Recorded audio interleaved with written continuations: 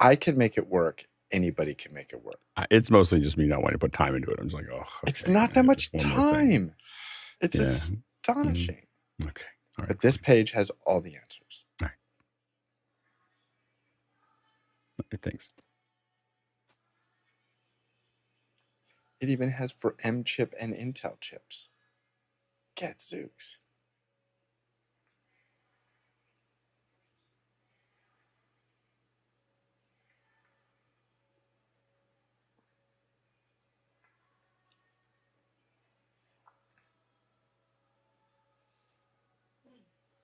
Drop dead simple.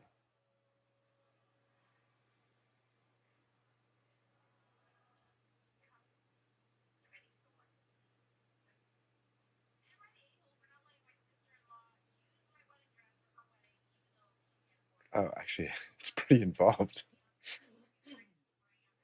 It's a simple 17-part install procedure.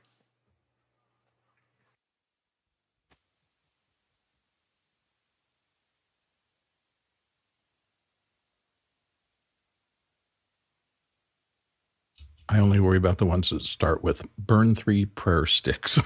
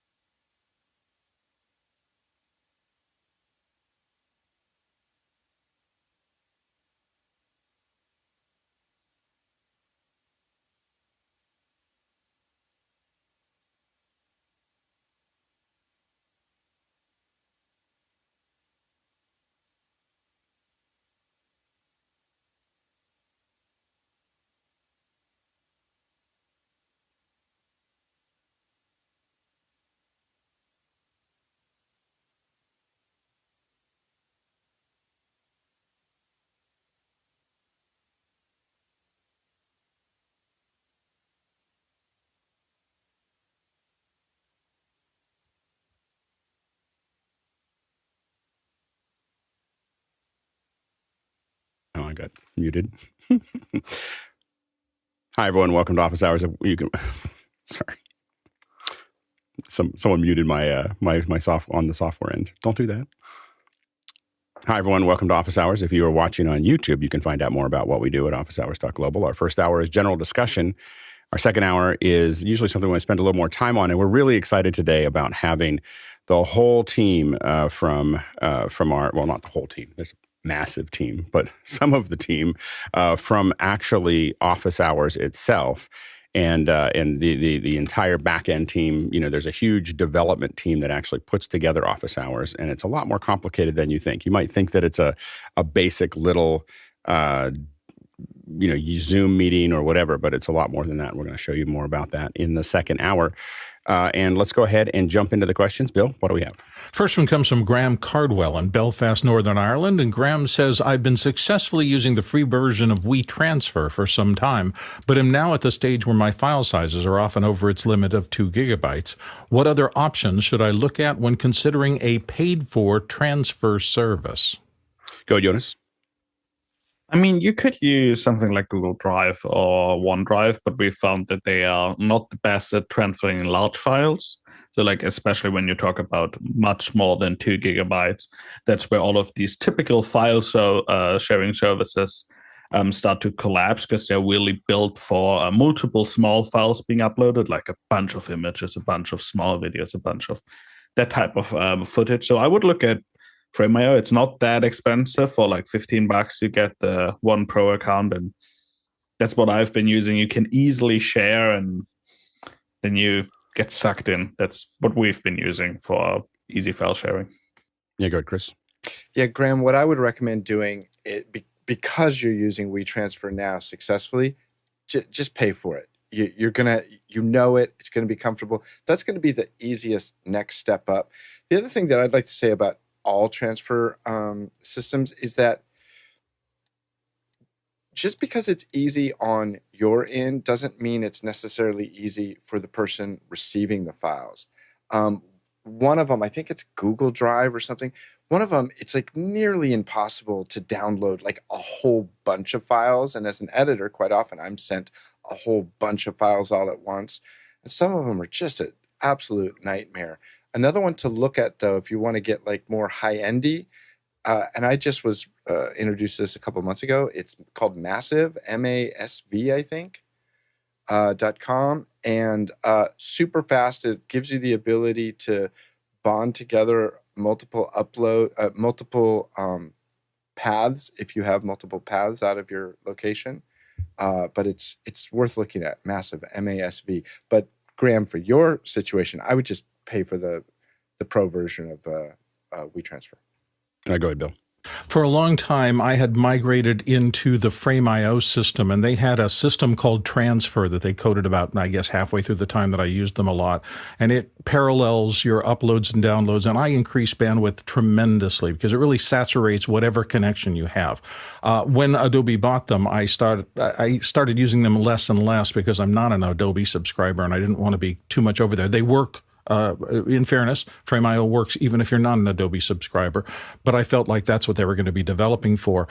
So I looked around, and there's another service called Alteon, which I've talked a little bit about here, and it does the same kind of thing. It allows for faster block transfers of big files, and that's what I'm using now. But boy, it is a logjam breaker if you get into one of these services that are really optimized for saturating your bandwidth up and down, and it makes my life a whole lot easier. I have the same problem Chris does. Too many files from clients that I have to download. Yeah, go ahead, Chris.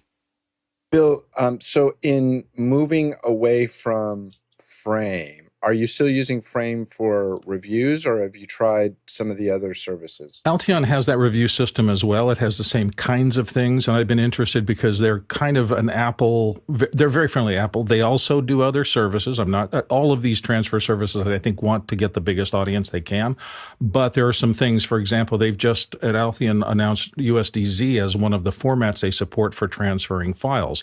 That to me was pretty future looking, and it kind of makes me feel comfortable that they're looking at what Apple's doing specifically in that case, because they just announced their big USDZ because of the goggles initiative, and it tells me that they're looking downstream. Again, there are other services. There are quite a few services that do these big file transfers, But if you're doing something like video work and you have a lot of video files you have to transfer, any of these services that really saturate your bandwidth are worth their weight in platinum, in my opinion. Yeah, in addition to being able to download it, being able to get reviews and so on and so forth on it is pretty important to me. As a result, I've been using Frame.io for a long time, almost since it came out. And, it goes up and down on how much I use it and how many checks I send to Emery. So anyway, or how big those checks are. But I think that it's really hard to compete with what it does for what it does. Being able to get I mostly use it for reviews. So I upload the things because people can put the review files in. So if I'm just doing file transfer, there's probably a lot of other things, but I need the reviews. And I find pretty much and we're having Altion on again to take a look at it. So it's definitely something we're interested in. From that perspective of putting something in the cloud. There's other things that we're using also to sync everybody together and so on and so forth. But Frame.io has been kind of core to what I do for a long time. I can tell you what you should not use is don't ever use the Google Drive or Dropbox. Those are just disasters in production. Like you're just putting a stake into your production and then just making it jerk around. Like it's just they're horrible platforms for production. Like that's the only thing I'll say there.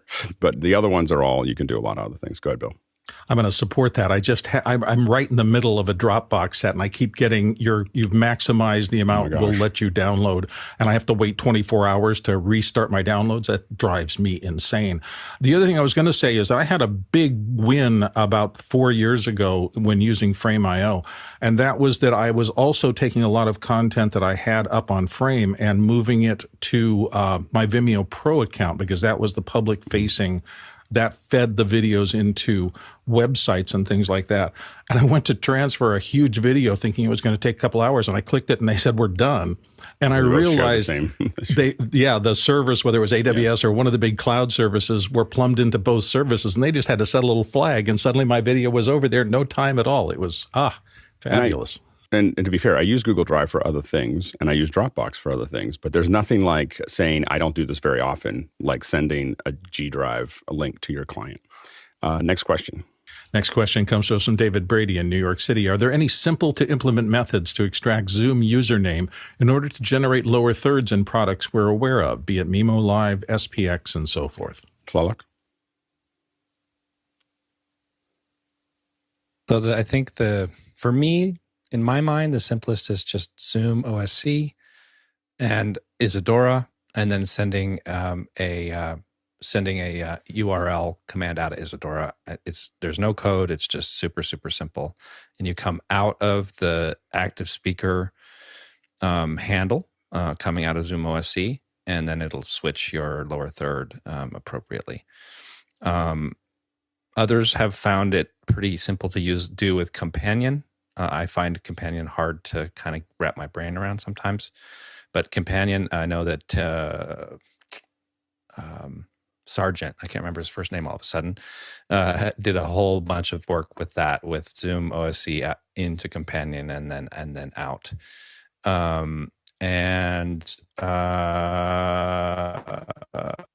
That's got. Go ahead, Jonas. Yeah, so there's a couple options. Zoom OSC most of the time is the best way to get it out. There's also Social Ninja from the creator of Video Ninja, way that allows you to extract some of the chat and some of the names. And then if you go to github.com/ohglobal, you find the Zoom chat proxy, which is is an open source app I've written that allows you to have Zoom OSC talk to it, and it gives you the active speaker, it gives you all the panelists. You can get that as a JSON, so you import it directly into vMix, into SPXs, and all the typical graphic systems that have a JSON input. And then you can also have it push automatically into HDR graphics. It has a great HDR graphics integration. And then on the companion build that Tlaloc mentioned, Hasmukh did a little video after I showed him how to do it with HDR. I'm not sure if he uses HDR graphics or Mimo Live or what he uses currently, but with Companion we set it up where it's automated, so it pushes in the lower third as soon as active speaker changes and all that. He did a little video tutorial on that, and I'm sure you'll find it on Discord somewhere. Next question. Jacob Goodnight comes in next from Indianapolis, Indiana. What are the panelists' thoughts on using the Sony a7C paired with the Sigma f1.4 prime lens as a full-frame webcam setup? The a7C seems to be the most cost-effective Sony full-frame camera. Go ahead, Tim. First of all, you're going to have a great image off of that, but you left off an important thing, like what millimeter lens are you thinking about using? So you're going to need to go to probably a 23 or 35 millimeter, I would say, if it's a webcam. And you're going to want to actually make sure that you're always in focus. So you might even not need that 1.4, maybe, but because it's a good autofocus. But you might even need just a 2.8 to make all that work for you, where you're in focus, but with a full frame, the background would still be quite a bit out of focus, I would say. Yeah, it's a good choice. Also, are you going to be picking it up off of the mount and using it around the universe, or is it just going to stay in that one place? If it's going to stay in that one place, you got to evaluate if that cost is really a smart thing, or if you can maybe get by with a little bit less money there. Yeah, I think that might be the least expensive. I think that's the least expensive full frame sensor that I've seen. I think that might be, so as far as cost goes, I think it's $1,500 or $1,600. I think that's a pretty good deal. I'm very curious. It's got a micro HDMI out. I'm very curious as to whether how it handles heat. Typically the problem for the lower end cameras that Sony's made is heat, and whether it will stay on. But it's a pretty interesting camera at that price for a full frame. Next question. Next one comes from John Foltz in Selinsgrove, Pennsylvania. Could someone explain the cinematic mode on iPhone cameras? What's it for and when do you use it? Go ahead, Courtney.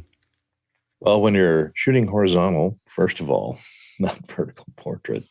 And second of all, what it does is it uses on the newer iPhones that have the depth sensor on them, the LiDAR, the depth sensor on it. It does a calculated version using math to give you a shallower depth of field. So people in the foreground, if you want to set the focus on them, you can tap on them and it will digitally blur some of the background to make it look more cinematic and make it look like a shallow depth of field or a larger sensor than you're really using. And you can then shift focus during the shot by tapping on somebody in the background. And since it has that depth map, it knows which areas of the frame to blur for foreground and background, and then can shift to the background.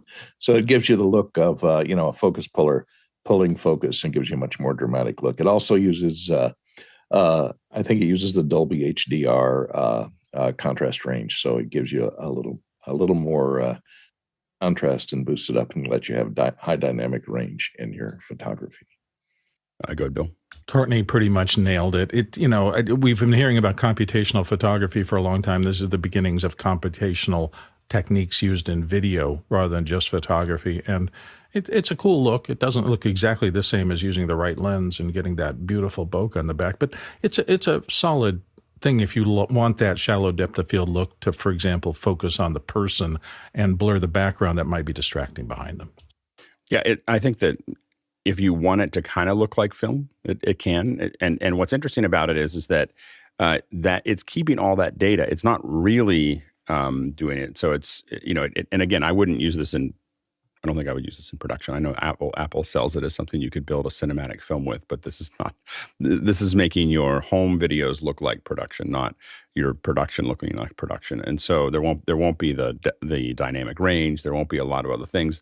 You'll find that the blur breaks up in some cases. So don't sell it too hard to your clients to use it. But it's really fun to do with your family and kids to make it look better. Remember that it's keeping all of that metadata in the frame. So you can go back and say, I want to focus on this person. Now I want to focus on that person. And it can do these rack focuses later. And there's some great videos about that in WWDC this year. So definitely take a look at that as well. Next question. Steve Uroff in Madison, Wisconsin up next. What's the most streamlined way to attach a Behringer BD440 mic to an iPhone? Would it require XLR to mini XLR adapter, solving for minimalist simple setup for walk-around use? I don't know if the Behringer is probably the most minimal setup that you could use. It's got a, I think it looks like it has a mini XLR that's there, but I don't know what the power it required is. It's condenser, so it's going to need some power, but I don't know whether it's 48 volt or it's electric. I'm not sure what that requires. I think you might find it easier to use, one of the smaller ones that have just the 3.5 millimeter input, and then find something that's going to go into the iPhone from there. But I think that they're not connecting those kinds of mics. There are mics that are built and inputs that are built for the iPhone. And, like iRig will have some things that you can put in there that are self-powered that can then power the mic. But be very careful of what the voltages are when you get into these $50 mics. They may not be 48 volt. They may be something else that's more creative, and so you want to be careful of what that looks like. Next question. Tim Holm in San Lorenzo, California is up next, and Tim says, for live PA use, that is for general use, live PA for general use, multiple people come up to use the microphone. What 2 mic choices would you recommend? Slala? So SM58 and SM58, in my opinion. You want a lot of off-axis rejection so that you don't end up with a feedback. I'm assuming, Tim, what you're talking about is, audience participation kind of situation. And so you don't want, there to happen to be an audience member that's near a speaker where you end up with a big feedback loop. So that would be my opinion. Go ahead, Courtney. Well, you can do like the president does and use a pair of SM57s. It's one less than the 58 with the WMZ windscreens on it. The ones in the middle here are the lowest profile windscreen. And when they have a windy day, they go with the big ones here on the right. But a pair of 57s on this Y mount. And the nice thing about this is if you have it on a stock and there's 2 microphones on it, people will be less inclined to grab it and manhandle it, which always generates noise and creates feedback. So if there's 2 up there, they're less likely to do it. They also makes a stock microphone on a gooseneck. And a lot of times you'll see these on podiums where they're cross-mounted like this so that you have a little wider, they're cardioid microphones, so they help eliminate some of the feedback. But if the person wanders off to the left or wanders off to the right, or there's 2 people that come up to the microphone, it's easier to mic 2 people that way if they're speaking into the single or pair of microphones at the same point. Tim, what are you trying to use it for? Yeah, so this basically is people just on a like a worship team in a house of worship. So a lot of times you'll have different people come up, or someone else will take a mic and speak into it. And I've actually found SM58 I've used for many, many years as well. Low handling noise and just so rugged. But the new one that I'm loving actually is the SE Electronics V7. That mic is like a beta 58, I would say. It's pretty rugged, pretty hyper cardioid. It might be super, I'm not sure. And low handling noise. And it's a nice, bright mic that's very forgiving. But I think that's the one they used to sing the national anthem in the Super Bowl. So it's a great all-around mic for pretty low money. That's great. Bill? Some good things I've used over the course for interview mics in this kind of circumstance, purely for voice. EV's 635, I always ordered the long version. They usually come in short and long, and it's much easier for an amateur who doesn't get a mic a lot. If you hand it to them with their hand on the bottom, that'll keep them from literally having their fist in front of their mouth. Also, the Beyer M58 worked really well for me for a lot of years. So there's a lot of good dynamic, long-handled reporter interview mics that fit this kind of profile. Next question. Bo Cordell in Charleston, South Carolina. It's been a while since we've talked about gear for our work boxes. If you could only throw 3 pieces of kit in your Pelican case before going out to a gig, what would they be? Go, Jonas. I think I would for sure pack in like Magic Video Assist, because that's like suddenly can do everything. A laptop and a Peplink router, because I know with all of those things I can go live in worst case or record the live show. If I would have a 4th, I would put like a DGH1 camera into it, because then I know if the production all falls apart, I can produce a live stream. But go, Richard. Yeah, likewise with Jonas. it can depend obviously upon the type of job, but a laptop, an audio interface, and usually a light would be kind of my three top ones. Basically, the audio interface mix pre, a light for me would be one of the light panels, depending upon the size. There's lots of small ones, there's lots of big ones. If I had more options, then I would add cameras and things like that. But those would be, if I'm stuck to three, those would be the three. And for me, I think that I'm thinking about things that I throw in that will fix things. so if I'm doing that, I would use a video assist. A decimator is usually something that we used to give every person that worked for me. You'd have a decimator in your bag, and if we has a big crew and there's a lot of people, there'd be a lot of decimators floating around, and we'd fix things with that. Some kind of video assist. A lot of times I use a Pix. It's got big batteries on the back and it's old, and it works really well. But some kind of portable video screen that's battery operated that you can just plug things into, and then some kind of tone generator / audio. I had it around here. I don't know why I don't have it here right in front of me, but that's pretty useful as well. Go ahead, Talon. So this is going to sound super weird and a little over the top, but after having purchased this 6K Pro for the, or no, it's not a Pro, just the 6K, probably for the wrong reasons, like to use as a webcam. I have it with me all the time because as a lot of folks know, I travel, and it is a really important part of my work now, because when I'm doing projection design, I often use it to capture things to use for my projection design, which I never had that kind of quality before. And I'll never look back. It's always with me. Next question. Next one comes to us from Todd Perry in Prescott, Arizona. Do we see a future where all these past lower quality phone photos get an AI prompt-like treatment, such as enhance, matching a A7 IV and a 50mm at f1.4? Will this be accepted for family photos or perceived as AI-generated history? Go ahead, Jonas. So it's interesting. Midjourney already released a thing where you can let it describe a picture, and then you can take that and bring it back into Midjourney. Now, there's this other thing. Do this and play this video real quick. So this is interesting because this is a camera that doesn't have a lens. So what it does is it has a GPS tracker in it. You can tell it how many meters away from that point are you, like what seat, what guide, and then you press a shutter, and now it uses one of those AI models and generates a picture from that location without ever seeing the location, and it's really cool. They have a website now as well where you can like put your location. That's just freaky. It's a really cool art project. I'm calling fake. There's no way that's real. Somebody printed that on their printer at home. You've been punked.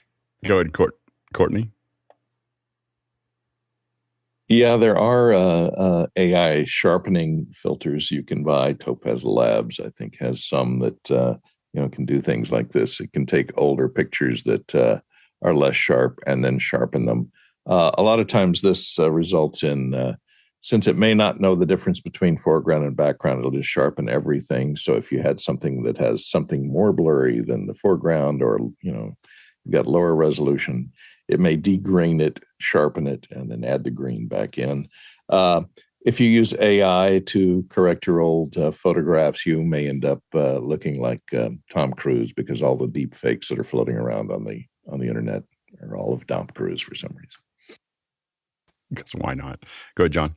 Yeah, the answer is yes. And notice that you didn't hear Apple say AI anywhere on WWDC. That machine learning. I suspect you'll see some of these features in the iPhone 15 when it's announced in September. And it's paragraphics is what Jonas was showing, and it is it looks really fascinating.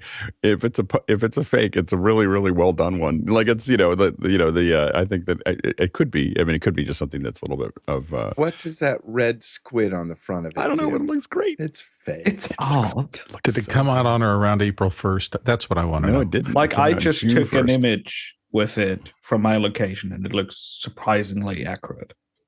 Yeah, you took an image from your location. How do you mean you? So you go to the website, you can buy a roll of film for like $2, and you have 36 images. And then on there, it takes the location of where you are, and then you can say style photo, which year. So like you can say 50 years ago or in 50 years, and how high it should be. And then it starts generating that image. So, That Jonas, changer. I have a beautiful beachfront house right near John's house in Las Vegas if you'd like to buy it. Perfect. I think it's pretty interesting. Yeah, because all it needs to know is the information, and where I think that what it's probably doing is saying you have this information, you're pointed this direction, and from all the photos on the internet of that location. So it probably works really well in some places and not very well in others. But I bet you if you're in a busy street, I mean, I can see how it would work.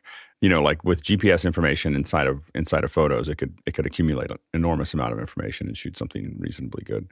It'd be very interesting. I have to admit that I've started generating all of my lock screens with Midjourney. So I make lots and lots of lock screens. I went from having like 3 lock screens to like 50, and you can't tell that they're not photographs. like of some of them. Some of them are you can't tell they're not Picasso. But obviously if you know what Picasso looks like, you can. But it's a pretty crazy thing. Yeah. Next question. Tim Holmes, San Lorenzo, California, here on the panel. Does anyone know the status of the availability for the OBSBot Tiny 2? OSBot Tiny 2. Go ahead, Richard. Well, if you've already pre-ordered it, they should be shipping because mine says it's shipping, though its delivery date was today and it hasn't left Hong Kong. So the status is hasn't left Hong Kong. Go ahead, Tim. Yeah, I pre-ordered it as well. It's been a fiasco as far as pre-order mail-outs. They've had several updates on their Facebook page and things, but they said yesterday everyone that has been pre-ordered is now shipped and coming to us. But the tracking orders that they usually email people is a mess, and they'll get the tracking number out to me soon. And then general public can order it as of June 20th. So hopefully we'll have some in our hands pretty soon to test. Next question. Next one comes to us from Douglas Carmichael. Douglas says, I spent some time with my 15-inch MacBook Air as a possible successor to my 17-inch quad-core Intel MacBook Pro, and it felt almost perfectly proportioned. Would you trust using a 15-inch MacBook Air in production, even though it is fanless? Go, Jonas. I mean, I would say no, but that has nothing to do with it being fanless. And I don't know if on macOS you can do the same than on Windows. We disable all the turbo boosting on certain machines that we know we're going to fly close to what the processor can do and what the thermal limit is. And then it's certainly fine. And then just make sure that you manage load really well. With the Mac system, it gets really hard to manage that now because there's so many integrations. Like you start Zoom ISO and suddenly someone drops from 1080p to 720p. You wouldn't think of that as a big thing, but now a scaler gets engaged and uses another scaling process. If now your encoding software also needs that scaler, suddenly that is CPU bound again. So do it in the exact same way, and then it will be fine. But make sure that you keep it on a low CPU usage. Good, Bill. I don't know about the 16-inch particularly, but I have a 14-inch MacBook Air that I've been using recently. Oh, I thought I could get the screen up, but I don't think I have it. Anyway, it's been amazingly not hot. There is no fan. I bought it for the voice booth so that I didn't have to worry about fan noise. And it seems to run quite cool. So whatever they did for their fanless operation inside and keeping heat under control, it appears as if the M2 chips are pretty efficient and not particularly heat generating. At least that's been my experience with this new chipset. Yeah, I mean, I think that if you're doing casual production, I think it's fine. I think if you're going to do a lot of rendering, you're going to have a problem. It's going to slow down. You have to decide: am I rendering all the time? Am I rendering a little bit? Am I pushing the CPU hard? I think that's where you're going to you're going to have some challenges. A quick reminder that you can ask questions anytime during this first hour. So if you've got questions, general questions, first hour is the time to do it. So go ahead and throw those questions in. And if you have questions for the second hour, how we actually produce office hours, go ahead and throw those into the second hour and tag them how OH works. You can also vote on those questions so we know what order you'd like us to ask them in. All right, let's go to the next question. Chris Fenwick, Emeryville, California. Has anyone tried Dropbox Replay for video review? No. Have you seen it or heard of it? No, I'm not interested. Like I have to admit, I'm just not interested in Dropbox. I find it to be kind of a just trashy. Go ahead, Bill. I'm really also pretty twitchy about Dropbox, and for this reason, I had it installed when it first came out for about a year and a half. I decided that I was having trouble with it and I wanted to take it out of my system. It was one of the most difficult to uninstall programs I've ever run across. I was digging down into the bowels of my machine to try to unhook stuff at almost the machine language area. I mean, until I got to an official uninstaller, I could not get rid of that thing for no matter what I did. I was throwing files away, rebooting, and it kept coming up and coming up and coming up. And at that point, I thought, I know they're trying to take control of resources so that everything works really fast at the core level, but I don't want something that's attached to my computer. And my complaint is that their web page, I have a bunch of stuff still there, and I can't easily get it off. Like, it's a lot of data, and I need to be able to grab whole sections. And the way that they've built it is obviously there to make sure that it's hard to get off, and so it's very, very difficult. And I've spent a lot of money with Dropbox just because I haven't been able to get all, gigs and gigs and gigs of data off of their service. And so now I'm just bitter and angry and I won't use it. In fairness, I might have, it might be better now. It's probably, it's. So your main complaint is historical anger. Yeah. And when you open it, there's all kinds of limits. And then when there's so many, how many times do we end up with some kind of error where you don't have permission to do this and it's not just historical. It's like last week, someone sent me something in Dropbox that I couldn't download because I didn't have the right permissions or I didn't have this right whatever. It's a constant problem both with Dropbox and Gmail or G Drive or whatever. There's just constant permission issues and constant, being able to not be able to download them correctly and constant. It's just a constant attack. And I admit that once you're used to something like Frame.io, which costs a lot more money, you're just used to it working. like you just open it up and it works and it does the thing you expect it to do. And you're not used to having to deal with all the idiosyncrasies that all these other services have. Next question. Tim Holmes, San Lorenzo, right back again with, what is the latest tech purchase you've made that you needed or wanted under $500 US? Go ahead, Jonas. So, sorry. Go to the next one. Go ahead, Antalik. Yeah, so I purchased a monopod around the time that we were doing Cinegear, and I really thought it was pretty great. And it was only $129. It worked really well, and it's from it's called Famall, Famall, Famall on Amazon, and it was pretty good. Good, Courtney. Well, I'm going to fudge because it's over $500. It's $99 over $500. But I just bought, I pre-ordered and have received, and I'm using now the Creality K1, which is a high-speed 3D printer that prints about 8 to 10 times faster than my current Ender 3 3D printers. So it's a great boon for turning out stuff 5 times as much stuff in a shorter period of time. So it's good for that.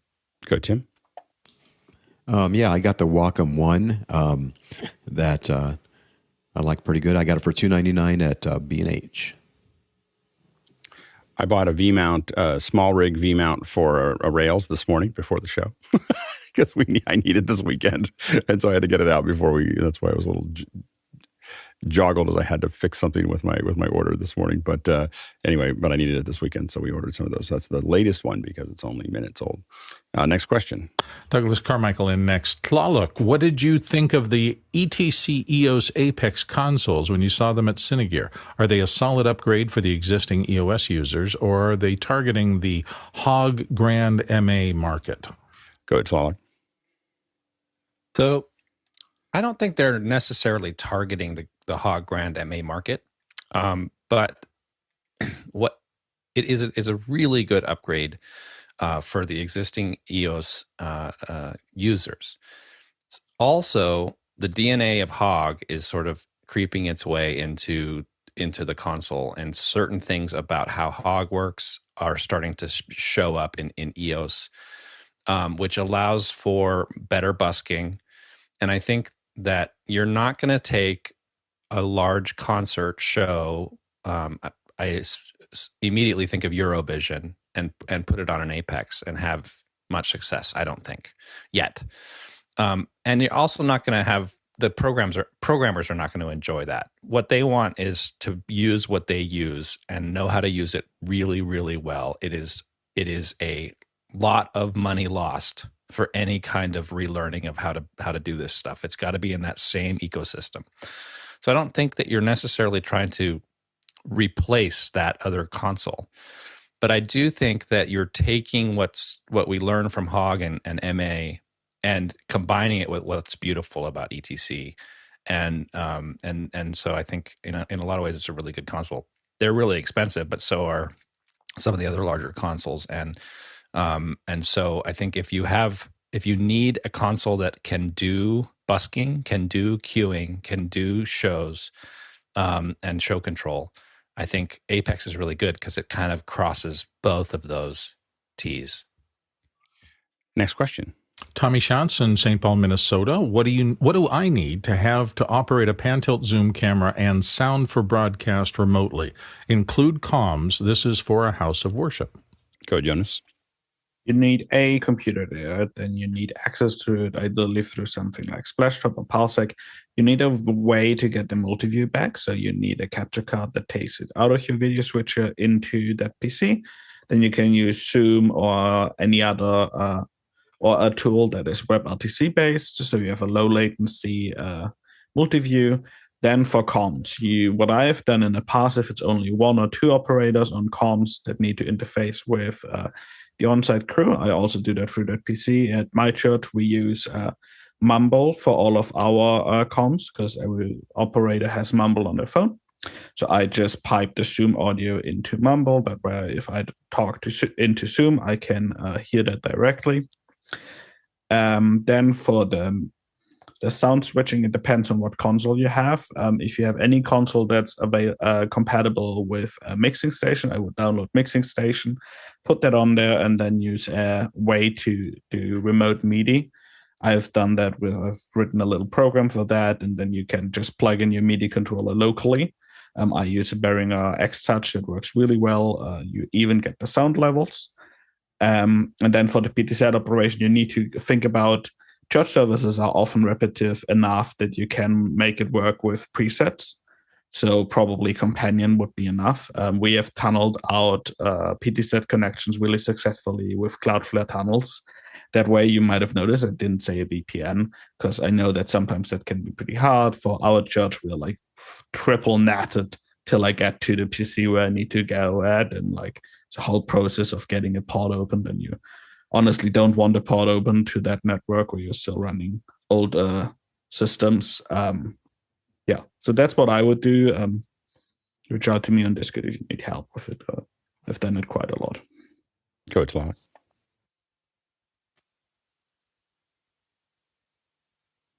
Muted. I really had a good answer going there. It's good to hear from you, Tommy. If you're on-prem with your house of worship and you're wanting to use PTZs, I highly recommend a controller like the PTZ Joy, I think it's called. And because it is something you don't have to turn on, you don't have to connect. You do have to connect it that first time, but once it's connected, it's there, and people can grab a camera and turn it. And so I highly recommend it. It's incredible. It's really useful. I've always done that with my installs, and then I feel like the barrier of entry is a little bit lower once it's installed. And it looks like Jonas may have other thoughts here, so I'd love to hear his response. But and what I do in theater, for example, is I use a controller like that, and then I make presets on that controller, and then I call up those presets with Isadora in order to do queuing. So Jonas, please chime back in if you want. Go, Jonas. I just get confused. Are you talking about remote, or are you talking on there? Because I know with PTZ's I think he wants to do it remotely from another network, but then using a physical controller like that. Yeah, you're right. I see the remotely there. I misread the question. Yeah. You could do that just with a side-to-side VPN. It gets a little more complex. Or you can use Cloudflare Access to bring the TCP connection from the tunnel back down. We have done that before. Next question. Douglas Carmichael's up next. I've heard of some makers like SeeMe CNC, and that's SEEME CNC, selling 3D printer kits. Have any of you had experience building your own printer? And he's got a link there to a printer DIY kit. Go ahead, Courtney. In the early days, I used to go to these user groups where people would show these 3D printers that they'd built. And it's always been quite an experiment getting them to work, because to do 3D printing well, you need a high degree of accuracy and precision. So it's hard to, if you're cutting your own parts and assembling them, it's hard to get the precision needed to end up with a printer that can deliver good prints. But there are, my first printer was an Ender 3, which you do have to assemble. It comes. This is Ender 3S1, a newer one, so it's even a little more pre-assembled than the one I got. But it comes in a flat box. It's kind of like IKEA. You have to put it together from precision parts, but they've thought it all out very well, and you just have to mount certain things in certain places. And all the stuff that the high precision parts are already pre-assembled, so you don't have to worry about the fine tolerances of having to adjust stuff for certain places. And the idea of a 3D printed printer, Prusa uses a lot of 3D printed parts in their printers. So if you could get a kit that starts you with a 3D printer that has a lot of 3D printed parts on it, then you could print the kits and create more of the 3D printers. So you could set up a little 3D printer factory that prints itself. You still have to buy a lot of parts like the controller board and the stepper motors and the extruder and things like that. But the basic structure you can print. These are really big printers. I was looking at this while you were talking. One of them is like a 20-inch by 20-inch space. That you can build in. So these are. I see why that they're not quite the standard printers that are there. But that's. I mean, again, I would hesitate to make my first printer a build your own printer because of all the things that Courtney outlined. But this is pretty interesting that it's a really, really large printer. If you need to build things that are larger than what the most of the printers that we buy do. Well, the larger the printer, the less precision you need. If you're printing something that's this big, you have to be very precise. If you're printing something that's a foot wide, less precision is. Absolutely. Next question. Tim Holm in San Lorenzo, California is back with this. We use LightKey on an M1 Mac Mini for our DMX controls. Would that be your choice? Is there something better? And that, runs like $10 a month. Go ahead, Slaller. Okay, so this is the kind of question that's tricky because it is such a personal thing. When you're using a lighting console, it's sort of akin to asking somebody if they prefer to drive on the left or the right-hand side of the road. And if you've already started driving on the left-hand side of the road and you ask that question, then they say, no, there's no way. Why would you ever do that? Same goes on the flip side, right? So if you have already begun to utilize this software in order to control your lights and it's working for you, then don't move away from it. If there's some sort of limitation that it is providing you, you may want to make a shift to the right side of the road. Because these kinds of software controllers often don't increase in functionality. So if your functionality needs are increasing, then you should think about shifting to something that is more in the professional line of the world that would have an increase in functionality down the road, right? That would allow you to do extra things later, so that you can get onto that other way of thinking and not have it be such a lift when you go there. But if it works for everything you're going to do for the next 10 years, then you're good.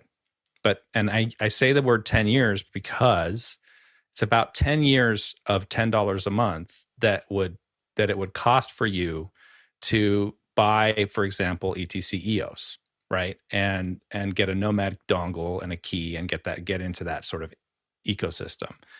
And so you got to think about the budget, and you got to think about whether that functionality and that potential future functionality is worth it to you. Next question. Michael Slade, coming out of San Francisco, is up next. Any suggestions for a Wi-Fi solution between 2 points that are 50 to 100 yards away, where one of the points is moving? I don't know of any that are auto tracking. So the point to point, what you're looking for is a wireless bridge, and usually those are pretty focused. So the ones we've used in the past are, you're really close to the outer edge of a really powerful Wi-Fi network. I'd be tempted to run, cable to it, but it sounds like one's moving around. I guess the question is what is it moving to and from? But when you deal with these wireless connections, these point-to-points, oftentimes you need to really aim them.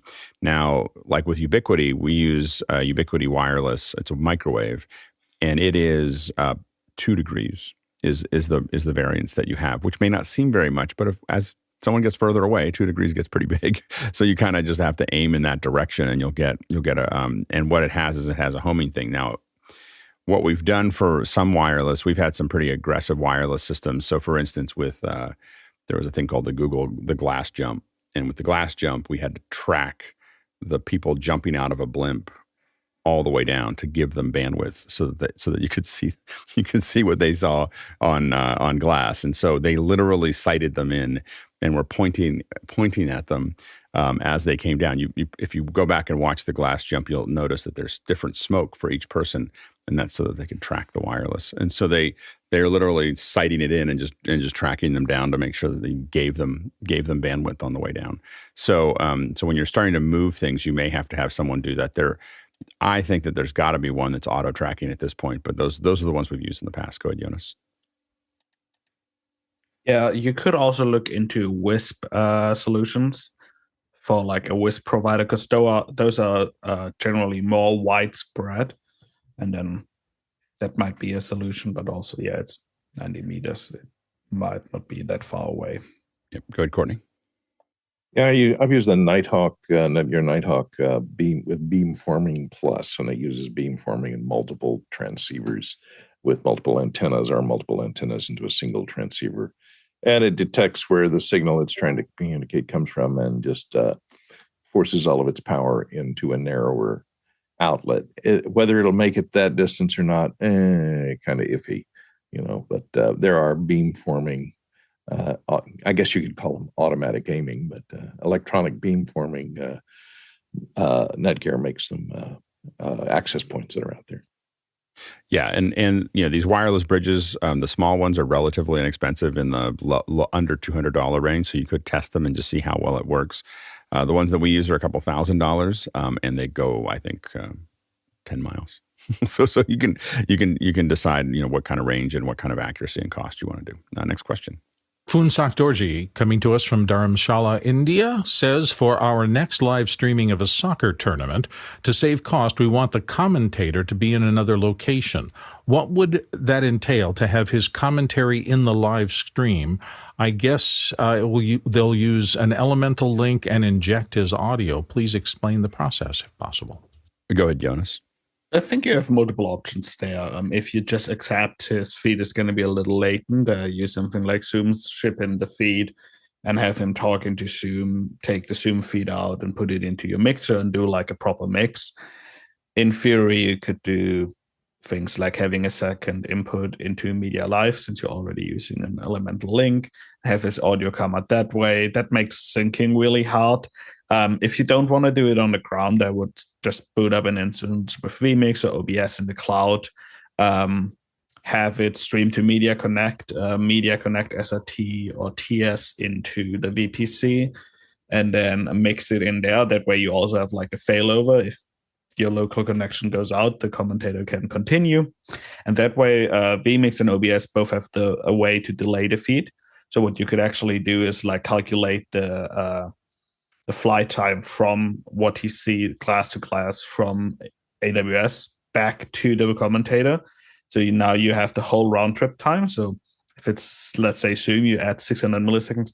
And now suddenly he's on sync with what is happening again. So that might also be a cool benefit that you can make it up that way. Next question. Roscoe Jones in Madison, Indiana says, nobody would ever attempt to take the chocolate out of Willy Wonka. Can you name the director who said this? Do you agree with the reasoning? And he's got a link there to a Hollywood Reporter story. Go ahead, Slavik. I'm not entirely sure if it was Steven Spielberg who said it from the article that you've linked, but what this is about the fact that when E.T. was re-released, they changed the prop guns in the show to walkie-talkies, and I think it was had to do with certain thought processes that are happening right now versus then, and he regrets doing it and thinks that it sort of was problematic for the storytelling. So I would say, to answer your question, it needs to be about the storytelling, and that probably if you can't find a reason to do this for storytelling reasons, then you're probably not going to want to do it. Han shot first. Next question. Tony Mobley, Noonan, Georgia. I am doing a recording in a theater on my M1 iPad Pro. Is there a recommended app to use for better quality? Good, Slavik. I've always enjoyed Filmic, but I'd love to hear other answers. Go ahead, Harshit. I was going to go with the same answer with Filmic Pro or even Filmic Remote Pro. And what that will offer you is you could use that as a companion to your iPad. And there are some features. There's a link in a panel that will be posted soon for you guys.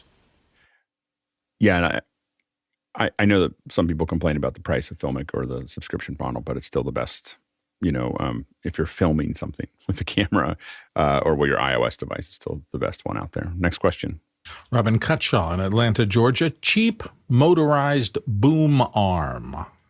Go ahead, Richard. Yeah, those four words don't often go together.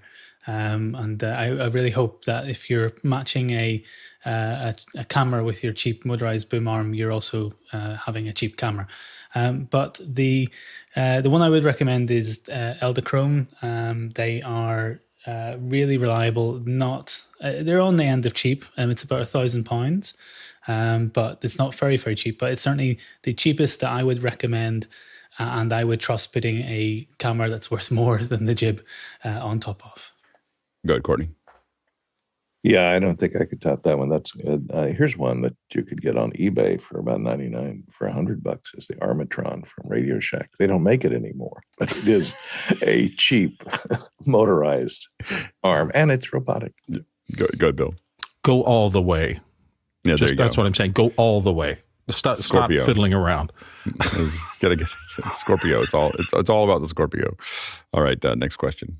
Douglas Carmichael is up next. The Electron analog heat has a set of fixed input sensitivity settings, low, mid, high, and max, with specific max volt per P2P levels at 10.5 volts, 5.3, to 2.5 volts, and 1.2 volts.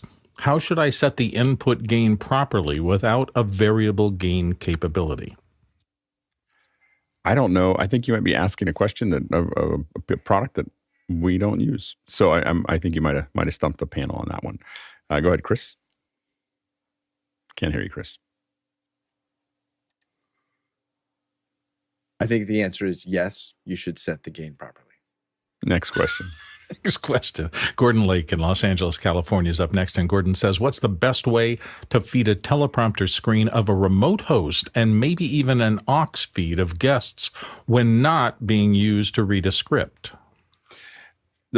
The reality is most of the time I'm using a teleprompter, it's actually not to read a script. So we're usually putting a person in there so that they can look at them and interact with them, or sometimes it's a whole room and sometimes a lot of other things there. So I like to put switchers in front of there because it gives you a lot more, you get a lot more flexibility. So I usually have some version of an ATEM. Back in the day, we used to use the little ATEM production 1Us with little fins on the back, and we'd have those in there. But now you can just use an ATEM, a basic ATEM mini. And what you're going to have is you oftentimes will have the teleprompter that you're going to use if you're using text in one input. You're going to have the computer that's giving you the Zoom that they're going to look at in another input.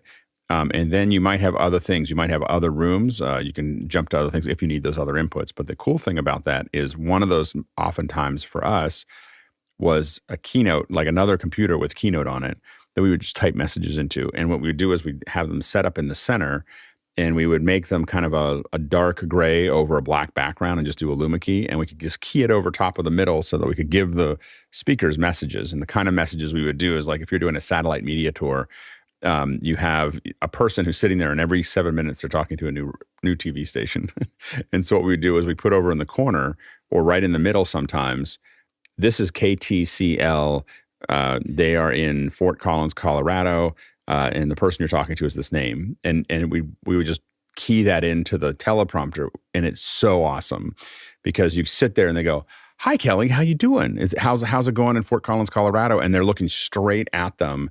And as soon as they do that, we would bring it down to the corner so they could always kind of look at it. But what they weren't doing, which is what every other SMT does, is they look down. "Hi, Kelly, how you doing?"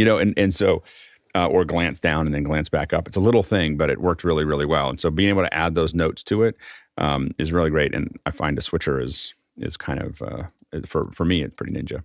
Go ahead, Chris. Yeah, I mean, we've heard Alex talk about how he builds out systems and starting with a router. And I can remember the first time I realized that I could take a router head and pump it into a teleprompter.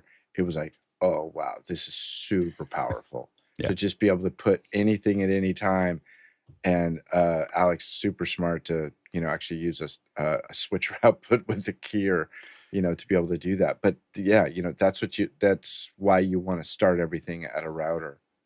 And one of the nice things about that also is that a lot of times we'll have things where someone's doing a remote, they're doing a testimonial or something like that. And what they're going to do is they're going to read the teleprompter, and then we immediately switch it just by pushing a button. We switch it over, and they can now talk to the client, talk to the folks at the company that didn't show up, and have a conversation with them. And then we switch back to the teleprompter. And it's just nowadays when it's $300 little piece of hardware that does that, is kind of mind blowing for me because it used to be much more complicated. Go ahead, Richard. Yeah, we were doing a job recently where the budget was quite limited, but everything was being the guest and the presenter were connected via Zoom. So the simplest for us was to actually just use Duet display from a MacBook onto an iPad, and then an iPad underneath the prompter. Just a very simple prompter without a normal screen, and that worked very well for just a meaningful low latency conversation. And then in the back end, we would then scrape it from Zoom ISO for the guest, and then locally we obviously had the camera feed. Go ahead, Courtney. Yeah, in all my teleprompting systems, we had an external input so that you could put the text up, and then you had an external input which you could put a camera into. And a lot of times, DPs and lighting directors really appreciate this because the camera will be set up with a teleprompter in front of it, and I'll put the image from that camera into the teleprompter so they can be out in front of the camera and lighting and arranging the set and moving stuff in till it's right on the edge of the frame so they can look into the camera and see when they're in, when they're out. They can see what the lighting looks like. It's not a high quality monitor, but it lets them know, what's in, what's out. And when they're lighting, it really helps to do that. And then I switch to the other inputs, for the Interatron or for the teleprompter when it's time to do that. But during setup, that's very handy to have. Another thing to think in consideration is you need to send it to other monitors, you need to make sure that your teleprompter monitor has image reverse built into the monitor itself, so that you're not using the video, something that's coming out of your computer to flip the image before it goes out to all the monitors. So if you're using a distribution amp, you can then have just regular monitors that aren't mounted in beam splitters that read correctly for other people, for producers and so on. If they need to see the text, if it's a teleprompter, if they need to see the other talent, off location talent, they won't be looking at them backwards because you've flipped it electronically before it goes to the teleprompter monitor. So make sure your monitors have the ability to flip locally. Next question. Next question comes from Tlaloc Lopez Waterman, and here on the panel in Brevard, North Carolina. What's the smallest Intel processor recommended for Zoom on Windows? Tlaloc? I'm just curious about this because I think there are a lot of really good, small, inexpensive PCs and NUCs, and I'm just wondering where the cutoff is and what some of the problems might be. I'm starting to learn some of them myself, but I'd love to hear what Jonas has to say. Go ahead, Jonas. It depends on what you're trying to do. Zoom runs really well on basically everything. I mean, I've run it on a Raspberry Pi. If you want HD video, though, the current spec I would say is anything that's at least a quad-core processor. And for Zoom rooms, it's i5 or i7 or i9. I would try to like an i5 that has like a quad-core, probably is good enough for 1080p, and then just keep a look at turbo boosting that doesn't bring you too high to the 80%, where Zoom will start to throttle you and put you in a penalty box for 2-3 minutes. So try to stay like at 40, 50, 60%. But in general, it has been pretty well. Zoom uses a lot of the Windows APIs, but all of them are in all of the Intel chips. So I think, generally you should be fine. Next question. Next one comes to us from L. Wilson Sparrow in Berlin. Silly question. Since microphones and speakers are basically the same mechanism and can be used as terrible versions of each other, yes, they can. Have you ever used a mic as a speaker or a speaker as a mic just for fun? Go ahead, Tlaloc. I never have. Well, actually, that's not true. I have, but the problem is the voltage. Because if you send the speaker voltage into a microphone, you're going to break something. So terrible and short-lived. All right, we're going to go ahead and jump to the next to the second hour. We're now jumping into the second hour, and we're going to be talking about how office hours actually works. Again, I've said this in the beginning of the show. It's a complicated thing. Like, it seems simple, it seems fluid, and it seems just like it works. But there's a lot under the hood that makes it actually work. And while we've had updates in the past, what we haven't been doing is really breaking down the overall view for quite some time of exactly what it takes. So I'm going to hand this off a little bit to Tlaloc, and he's going to kind of guide us through some of the pieces of this. Of course, we have Richard and Jonas here as well from the dev team, and so they're going to kind of, as a team, explain a little bit about how this actually comes together. Go ahead, Tlaloc. Yeah, so I think that this is going to be difficult.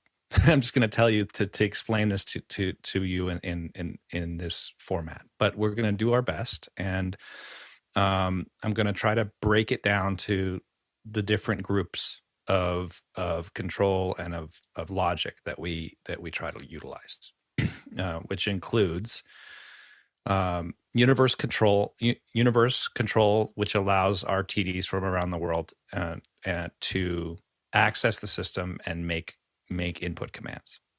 And then we have Isadora, which hears those commands and also hears information from Zoom ISO and information from Mix Effect. And then we have the constellation and all the hardware that does the switching and brings in your images, or brings in the panelist images as well as the panelist audio, and from Zoom ISO, and then it gets switched around.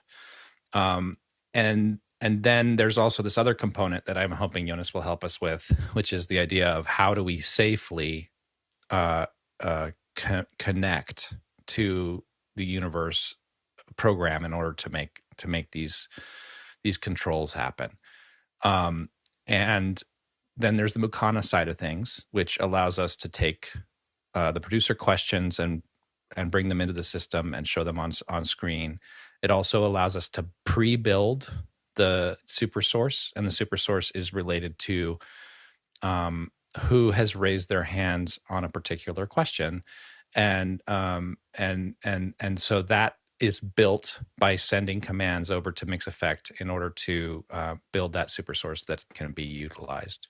And then there's another side of it, which is the gallery that we see. And this is, by the way, I wanted to say, I'm going to interrupt myself here to say this is all fluid, because everybody who works on the team, which is a really awesome team, is constantly making things better, constantly working on things, constantly stabilizing things. And Juan Robles has done an amazing job on the Isadora side of things. Richard has done an amazing job with Universe. We have Kevin Hansen, who's helped us with a lot of the hardware routing that's changed over the past few months. JJ, we couldn't do it without him because he has such a wide understanding of how everything works, and it's really, really useful to be able to work with him on how to pull things together, and so and more. So it's a really cool to be part of this, to have been given the opportunity to watch these minds at work. So I think the way that we're going to try to do this session is to go through each step in a little bit more detail.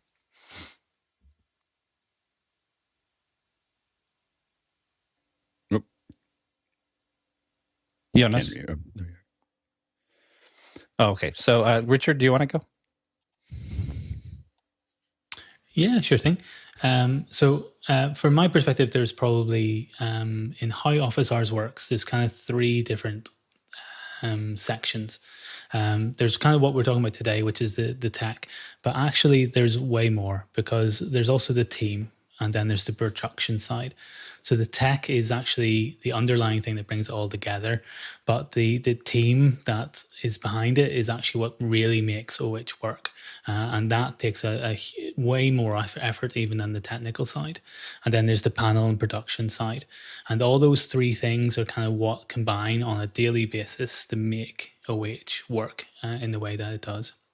So we can go through the technical side, but there's actually a huge logistical side that Josh and Alex and the Mickey and JJ and the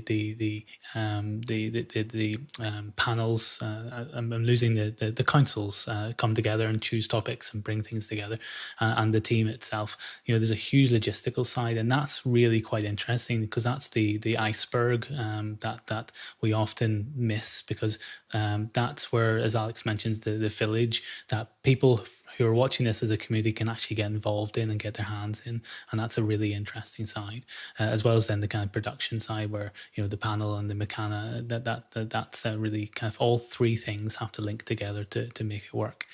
So Tulaluk has kind of started to mention the how things are connected together. So if you're joining the kind of crew, then usually the first thing that you connect with is Universe.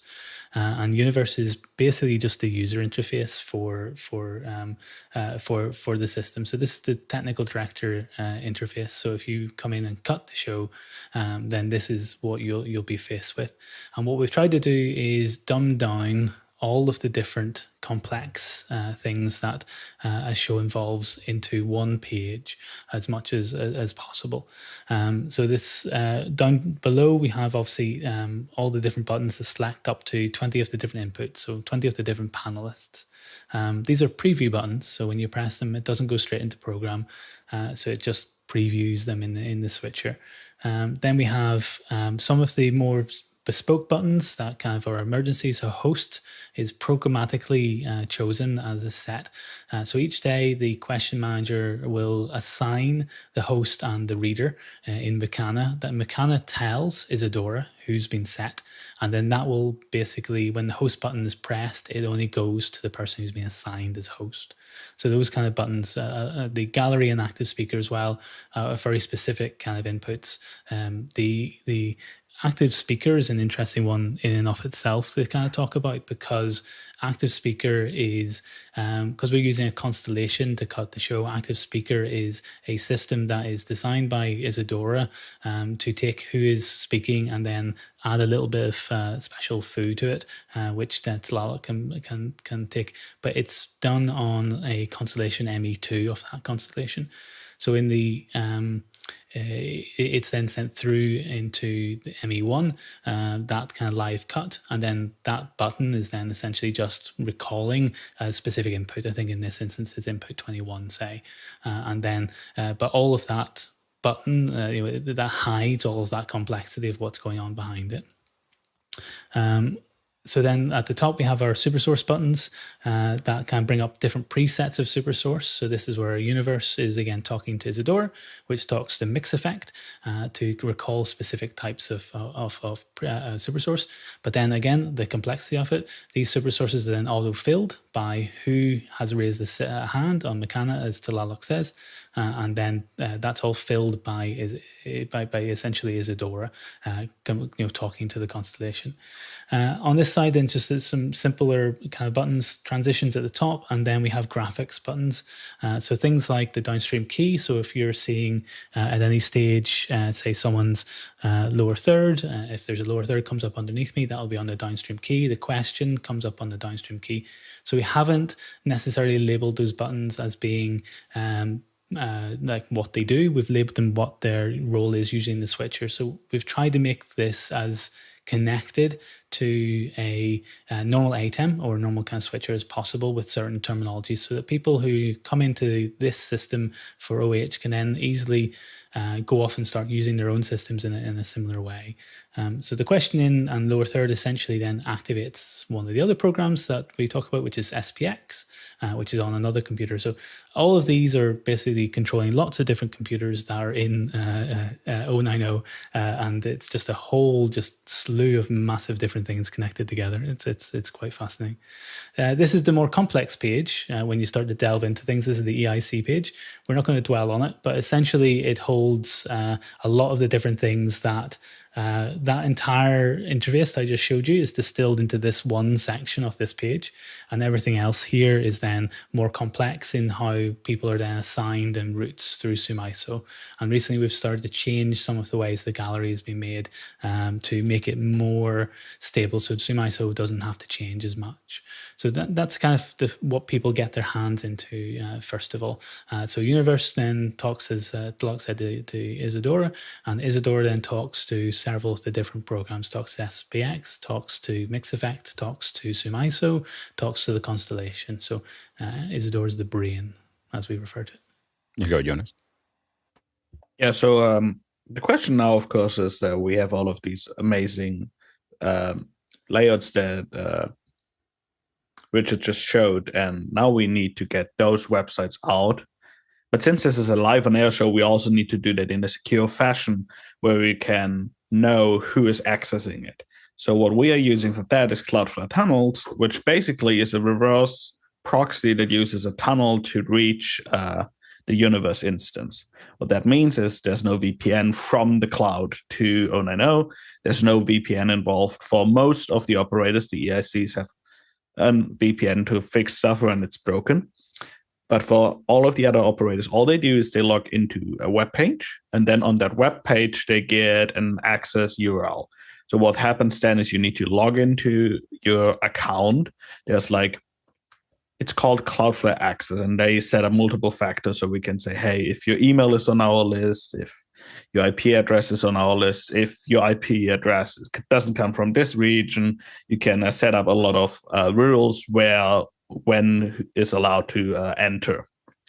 So that is part, and then you get a little session, and then you suddenly can access the pages that we want you specifically to access. But that prevents us from someone just logging into the system and being like, hey, I really think Alex should be on screen right now. Let me just put Alex on screen all the time.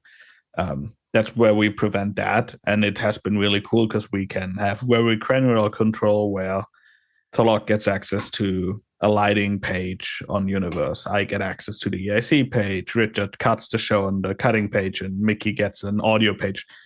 All of those can be separated, and you can assign a secure access on a per page basis. And then, like, we also have tools like SPX and the others that also can be tunneled out through that one panel. We use the same tag also for like the audio stream. So yeah, it's used a lot in this specific setup. Good, solid. So I think it's important to thank you both for such good explanations there. But to circle back a little bit to the constellation and the 4 MEs, because what that allows us to, by putting active speaker on ME2 and by putting the gallery creation on ME3, and there's a graphics creation on ME4, what that means is that all those things can happen without taking up room from the live program on ME1. And so as each of us are speaking, if we happen to be in gallery or in a super source, the active speaker continues to work underneath that so that the TD can see that we're in the right spot and that we're looking at the right thing at any given moment. And so we protect that. We want the TD to see that active speaker continues to work whether or not they're using it. And I think that's an important thing to sort of think about. And it may be a good way for folks who haven't utilized a multiple ME switcher to think about why there would be multiple MEs, because you can pre-build things and get things ready to put into program at any given point. And you can see them before you send them. So when we're looking at the multi-view as a TD, we're watching active speaker constantly changing as different people are speaking. And even if a TD is utilizing a direct preview to cut, they can still see that the active speaker is ready to go and put us back there. So I think it's an important point about why Constellation is powerful to use. Yeah, I think that I think a lot of people that I get the question. It's probably one of the most common questions I get about switchers is like, why would you need more than one ME? I'm like, we run into a cap at 4 MEs all the time. Like there are bigger MEs that have bigger switchers that have 8 MEs and 8 ME splits, which are basically 16 MEs, and there's lots of different ways of managing those things, and it's so that you can build up other parts of the program and then feed them back into the program. And have those have independent switching capabilities. It's really, really powerful. Do you have anything else you want to share before we go to the questions? I think before we jump into the questions, which I think the questions are going to help a lot, but before we do that, I want to make an attempt to talk about how the logic is dealt with in Isadora. We have some images and some PDFs that Juan built to help us sort of think through it. I'm going to try to do a screen share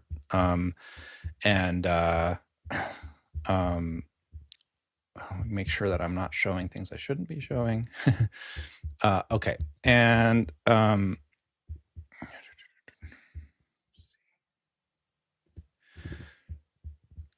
so this is what Isadora looks like on the back end. And it is... in scale of Isadora in general, is this a particularly complicated Isadora patch? Quite. This is not something you see normally. Yeah. This is pretty complicated. And there's a couple things I'd like to say about what you're looking at here. It is not the most complicated. It is not the least complicated. It is quite complicated. we use one scene, and in Isadora allows you to have multiple scenes, which allows you in a show circumstance to sort of move from thing to thing and project different output different projections or different sounds or different other kinds of effects.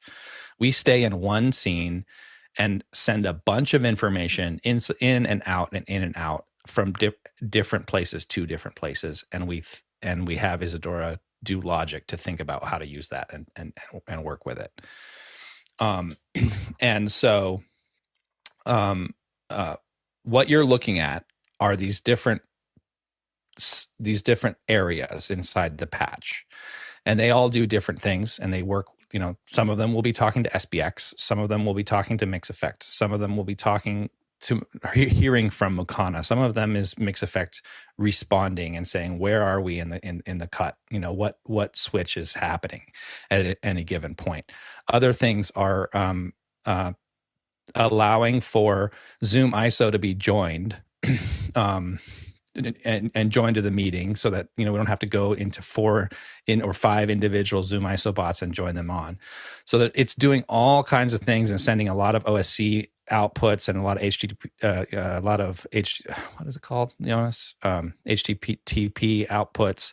It's also sending TCP outputs. So it's like all kinds of different packets of information are going to different computers and different pieces of software in order to make certain things happen. So you have a section that's dealing with just active speaker. And what is active speaker doing? It's looking at Mukana and seeing who's in the meeting, checking their pins. Then it's looking at who's in the meeting from Zoom ISO and combining those and turning that into a list. And then it's also associating a particular route or a particular camera inside the constellation to that particular person. So when Tlaloc speaks, it's going to say, okay, I'm going to go to route 3 and switch ME2 to route 3, right? So instead of using Zoom active speaker switching, we're getting information from Zoom about who's speaking and then making the switch happen in the switcher. Down the road, we might start utilizing the actual sound of a particular person in order to switch, rather than the information coming from Zoom. This is all a work in progress. So I'll stop sharing that, and then we'll go to the next thing here.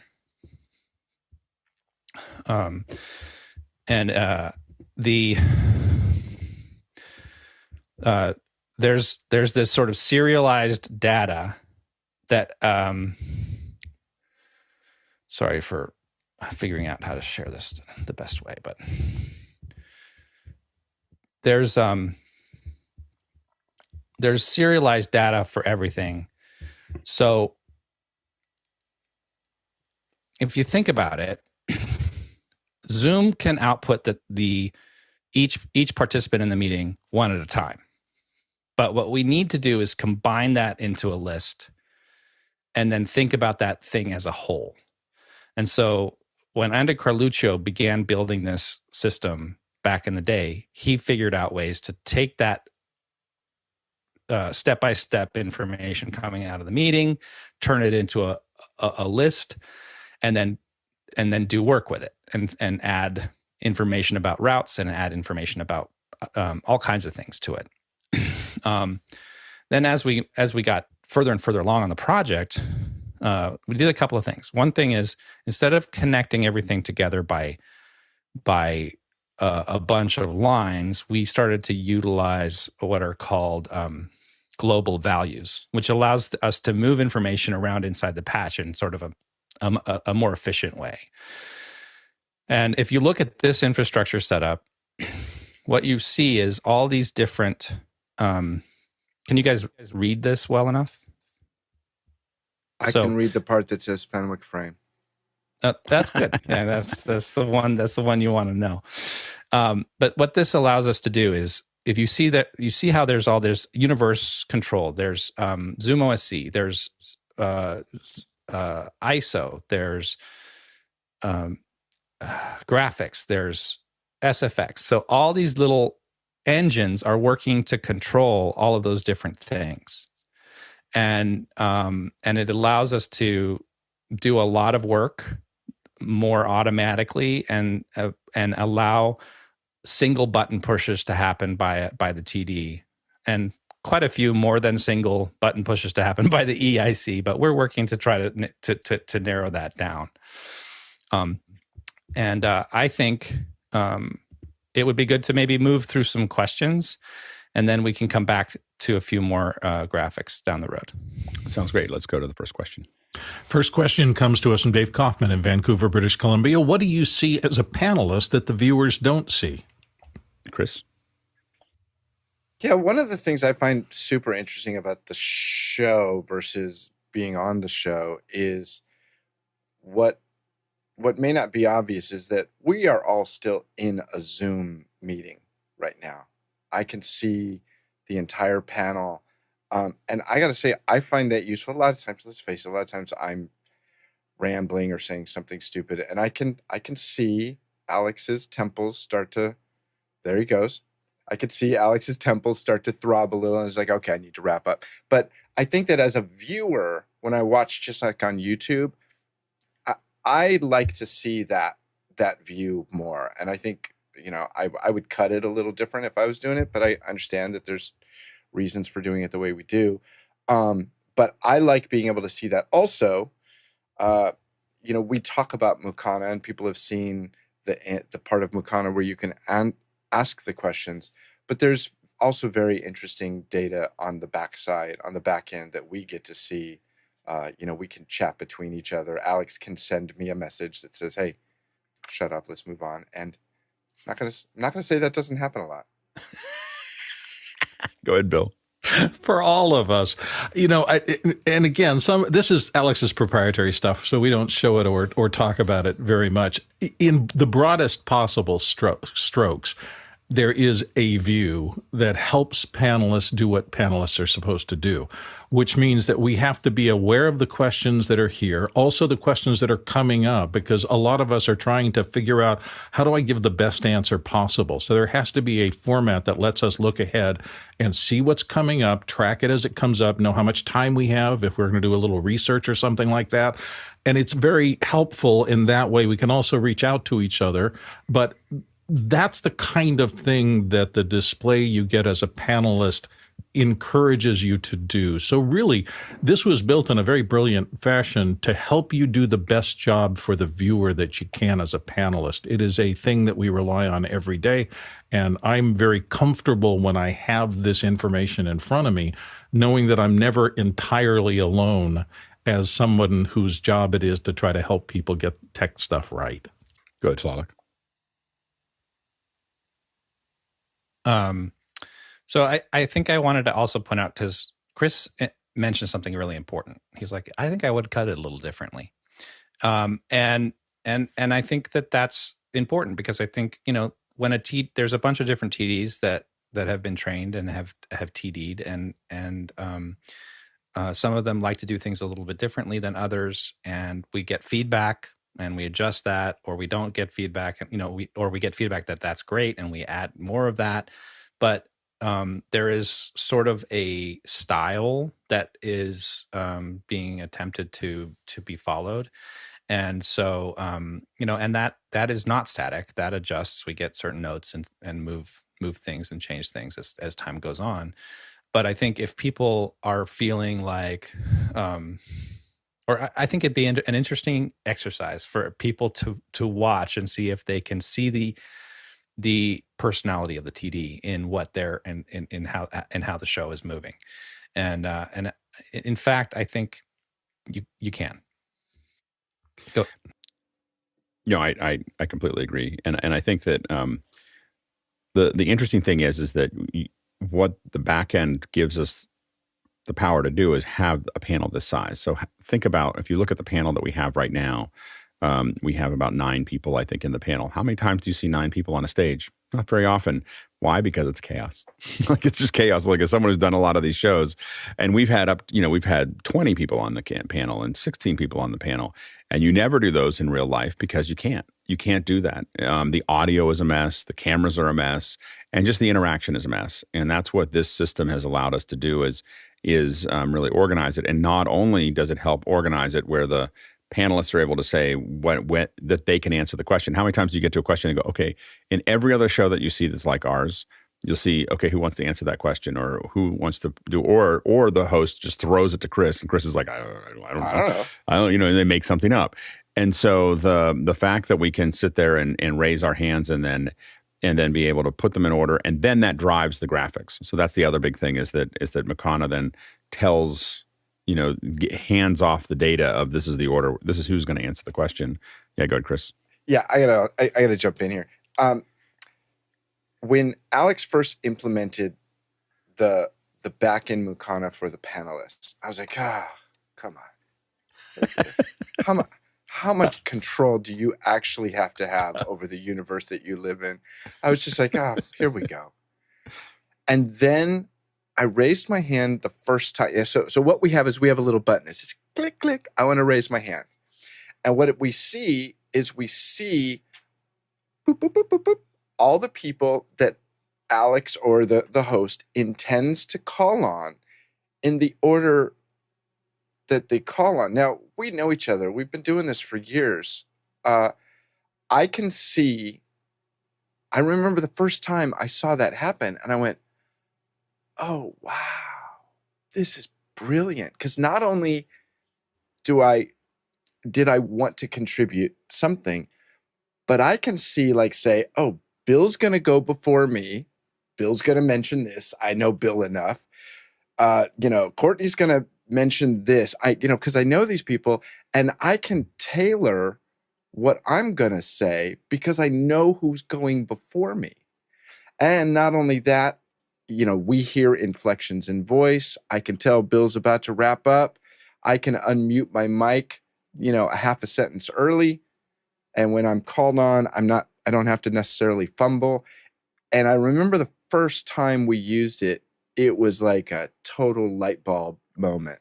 And that's when I realized, and it wasn't just Alex wanting to be a control freak. The man is brilliant. I'm telling you. Well, and again, the thing that's interesting is the interaction between all of these things. So we have something that's managing these, we have a way to manage something that was previously unmanageable. And that's not just the panelists, it allows us to have that negotiation. It allows someone to log in from anywhere in the world. It allows all the data to be passed back and forth. And it's why I feel like I talked about this a little bit at NAB, not nearly as clearly as it's being talked about here because I don't do it every day and I don't work on it all the time. But I think that I felt like, we really have to show people like this is how this works because it is something that I think transforms a lot of events like ours into something a little bit bigger. Let's go to the next question. Wilson Sparrow in Berlin. What is your favorite part of the system and what is your least favorite part of the system and why? Go ahead, Tlaloc. Two favorites. I know you're not supposed to have two favorites, but one is to just be on comms and listen to how this group communicates with each other and keeps things rolling and puts a lot of care into this system. I mean, that's just something that I find incredibly inspiring. And then I've always had a lot of love for Isadora. So I know that might be why you asked this question, El, but I've always had a huge amount of love for Isadora for the 12 or 14 years that I've been working with it in my own business. And the fact that I can see it coming to a place where it wasn't previously in a broadcast world makes me incredibly happy and makes me happy to see people thinking about it in a different way. We're not utilizing Isadora for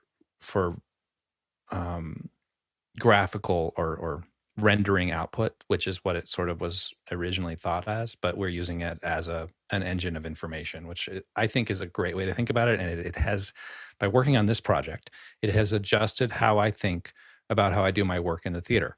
For example, I used to send the pictures of super titles across to another output, and now I send the data. I send the text across an OSC command. And it's just speeds things up so much. I think it's a really great way to shift the way that I also think about how to use that program. The least favorite part is, when we're freaking out because things are not working, and we're concerned that it's going to show up on the show, and it's nerve wracking. But the team has an incredible way to get through that. So I appreciate every one of you. Go ahead, Jonas. So I'm just gonna do it like to like. I have two favorite things. The first of one is the team that we've built to do it. Second thing is that this thing is no longer a thing. Like anyone who just joined office hours lately, before we had Mukana, we all had to raise our hand physically. And I can tell you there's nothing more infuriating than like keeping your hand up for 5 minutes for Alex to say, next question. Yeah. Like I think I rage quitted at least like 3 times where it's like, you're on the second page, and like this motion. I think we should like have a little initiation where you like at least hold your hand 5 minutes like that. And yeah, exactly. And I think, the SEALs have to like doggy paddle in a pool for a certain amount of time. We just have to hold our hand up for 20 minutes or something like that. Go ahead, Richard. Like Tlaloc and Jonas, I absolutely love the team that's come together to do the shows. I think that's certainly the thing that brings me back, is working with people, sitting and talking to people, solving problems. The scale of the project is, I think, growing beyond what a lot of people would have assumed, I think, when starting out. And that's both the good thing and probably the bad thing, is that now it's not a lovely a little yacht. It's a massive tanker. And if you want to change that, where that tanker is going, it takes a while. And that's probably the only slight frustration at this stage. Good, Bill. The social aspect has been my favorite part of it, beyond a shadow of a doubt. It's getting to know everybody on the panels, getting to know the people in the back end. These are fabulous people who know so much and are just incredibly generous with it. And so I think Chris hit that part of it really right. And the social dynamic of it, if I see 2 people ahead of me and I know they're going to, often I raise my hand early because there's nobody there, and I think, well, I know something about this. I'll do it. I look back later and there's 2 people who know more than I do, and I can uncheck my hand because I don't have to try to carry that burden of trying to help people when somebody much better to help them is after me. So I think that's a brilliant thing.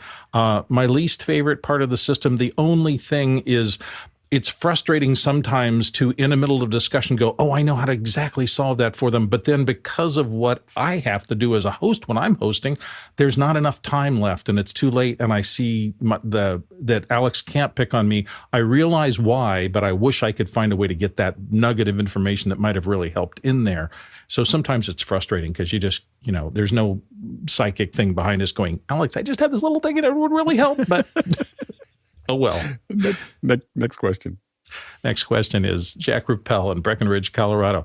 Do you account for delay or latency for the long distance that your signal must travel? Thinking of keeping people from talking over each other in that gap. Many remote news reports don't account for signal latency. Go, Jonas. No, it's actually a surprising hard thing. And I think all of the US panelists never experience it as much. But like Zoom has become a long way as well in like lowering that latency. But like at the start of the pandemic, it was another thing that's really hard if it's not as structured as it is here to jump in. Because when you think there's a point to jump in, that point is already passed when you start to jump in, and then the other person is confused. So I think through the system that we use right now with the hands risen and all that, I know when I'm about to be called on. So that way it's easier because you don't need to jump in, but it's really hard still if it's more like a discussion. And there's no really a way for us to account to it. Like we could delay the video feeds, but the communication is as slow as it is because physics, like we just can't connect Germany and the US faster.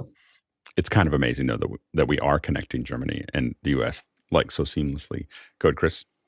I'm just curious, Jonas, do you experience more delay than we do? Oh, yeah, 100%. Yeah, really? Yeah, he's got an extra quarter second there. Go ahead, Bill.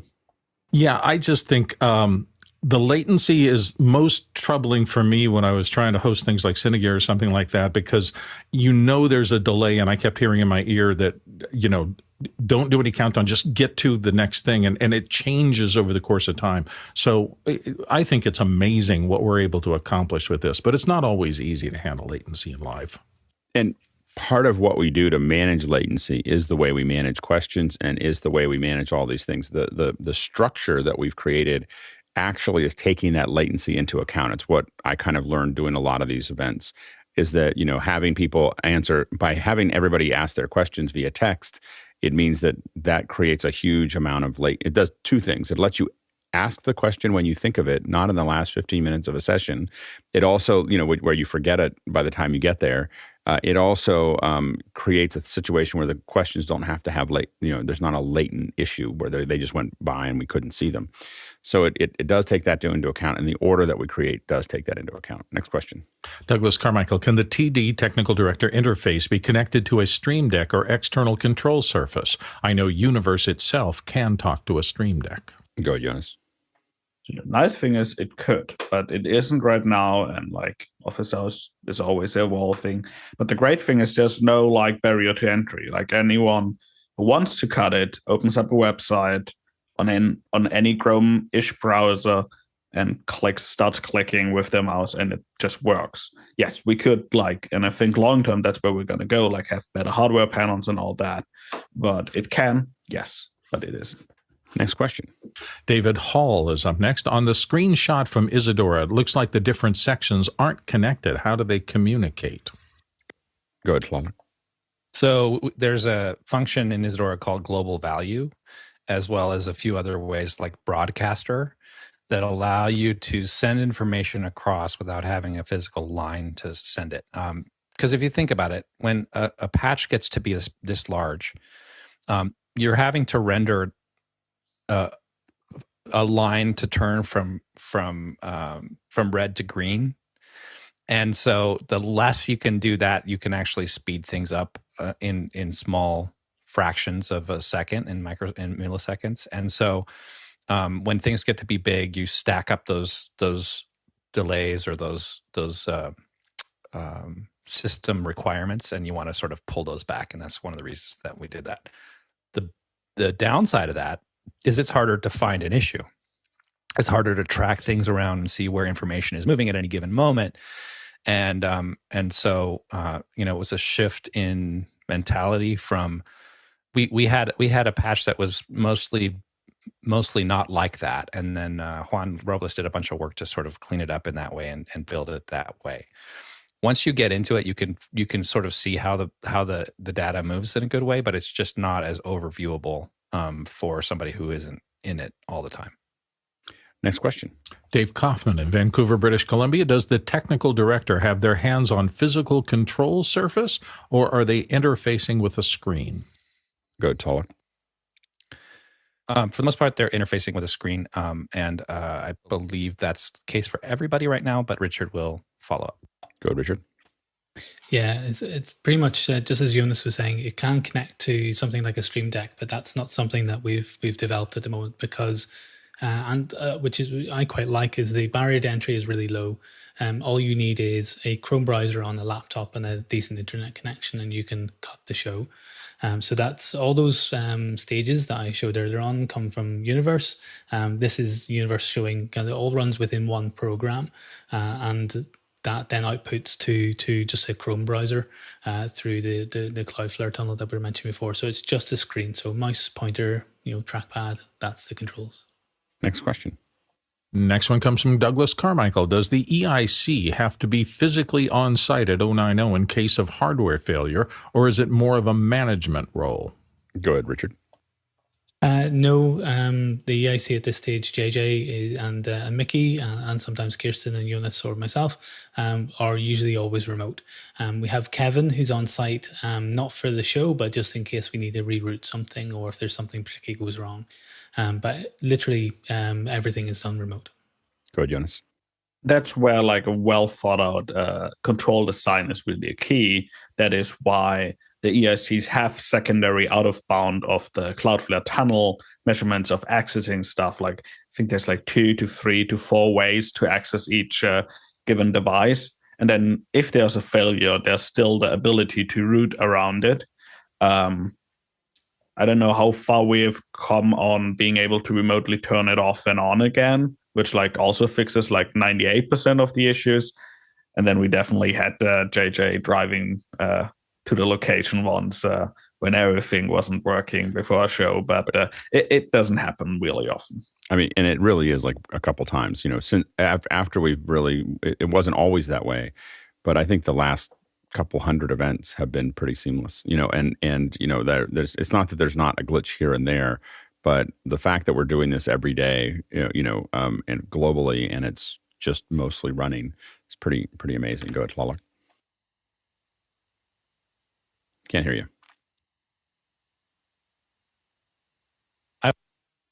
Oh, you muted yourself again. I wanted to touch on what Jonas just said about turning things on and off again. We do have 2 units that are remotely switched power units, but we need a little bit more R&D to make those work. We have them in hand, but I think we purchased for budget and not for usability, and then it was like proprietary on some other side of it. And so, this is how this works. There's not a giant pot of money to pull from when you need something. So we have to sort of be really, really judicious about how we do things. And then sometimes we need a little more time. And it's that triangle of time, money, and quality, right? And it is amazing. I mean, this has all been done on a shoestring budget. Like, this is the kind of thing that, it is everyone volunteering their time, us getting the hardware, little bits of hardware that we need, and trying to be and I think it's been the thing that I've liked the least. I'm not used to that. I'm used to just going, okay, I've got a big budget. I'm just going to buy all the things I need. But it also, I think the constraints have forced us to be very creative. Go ahead, Richard. Yeah, just as Alex said, it's been running very seamless, and that's a lot of that is down to JJ and Mickey and the dev team in the design and making sure that there's multiple ways of entering the system. So a lot of the time, the EIC will be dialed in via parsec, so not just using the universe system, but also getting access to the network. So you can really start to ping devices, understand what's going on, and start to, that's what stops, a lot of things having to be hands-on is that network infrastructure. And the understanding of that, a lot of it comes from JJ. Next question. Dave Kaufman in Vancouver, British Columbia. I have seen meters in After Hours that measure the audio levels in LUFS, which seems to be a better insight than Zoom meetings. What level of LUFS do you recommend? Go ahead, Tlaloc. We shoot for -24 for all of our panelists. And yeah. And the funny thing is, we played with -22 for a little while. And the problem really was there were some mics that just didn't quite get there. So -24 means that we all sound the same. -22 was crazy. It was crazy. I know. We might as well be doing 23.98 instead of 24. I mean, I think that when we went to 22, some mics didn't quite make it there. So it was easier to go back to -24. Next question. Too much talk of cloud lifters back then. Douglas Carmichael, it seems like Isadora is talking to and responding in many different data formats. Would a broker converting each disparate data format into XML or OSC be more efficient for the developers? Go ahead, Tlaloc. I think that probably there's about 6 different opinions on this on the dev team. But here's my opinion. My opinion is that we're utilizing a lot of different types of software and hardware.